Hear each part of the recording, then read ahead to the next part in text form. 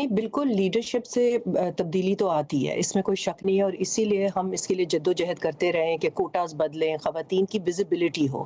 تو جو آپ نے شروع میں بات کی نا وہ درست ہے کہ ایک طرح سے جو فارمل سٹرکچرز میں، پارلیمنٹ میں، جوڈیشری میں بہت کم تر خواتین نظر آتی ہیں، لیکن وہ ایک دو بھی جو آ جائیں وہ ان سے بہت فرق۔ لیکن اس کا جو ٹرکل ایفیکٹ ہے، آپ دیکھیں کہ ہم 5 جو ہیں خواتین اسکرین کے اوپر ہیں، یہ میرے زمانے میں ٹی وی پہ تو ایسے بالکل نہیں ہوتا تھا۔ تو یہ دو کانٹرڈکٹری قسم کی چینجز آ رہی ہیں، کوئی اسموتھ الائنڈ قسم کی تبدیلی نہیں آنے والی ہے۔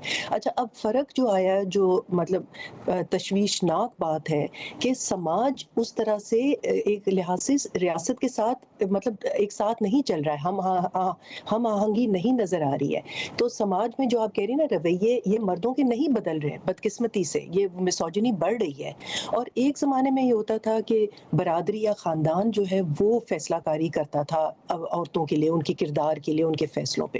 ضیاء الحق کے زمانے میں 80 90 کے دہائی میں ریاست نے یہ فیصلہ کاری شروع کر دی، اور انہوں نے کہا کہ عورتوں کا کردار کیا ہوگا، کس طرح سے ہوگا، محدود رکھنا، ان کے اوپر سارے فیصلے ان کے بارے میں کرنا، چوائس نہیں دینا۔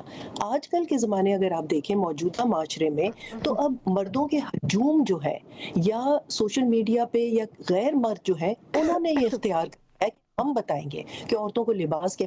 تو یہ ایک بہت بڑی ڈسکنیکٹ آ رہی ہے، اور ایک قسم کی شفٹ ہوا ہے کردار میں کہ ریاست بلکہ اب عورتوں کے لیے جگہ شاید بنانے کی کوشش کر رہا ہے یا اتنی خلاف ورزی نہیں کر رہا ہے، لیکن عام معاشرے میں ینگ جنریشن پڑھی لکھی، انفارمڈ، پوری دنیا کی انفارمیشن ان کو آتی ہے، لیکن ان کے رویے دیکھیں۔ اس کی وجہ سو کیا ہے؟ سم تھنگ از، نہیں، وجہ تو یہی ہے نا کہ ہماری نظر میں یا ہماری انالیسز میں تو پدر شاہی نظام کو جب تک آپ ڈائریکٹلی نہیں توڑیں گے اور اداروں کے اندر مساوی حقوق نہیں آئیں گے یا ملکیت میں مساوی حقوق نہیں آئیں گے، تو یہ خلل تو رہے گی۔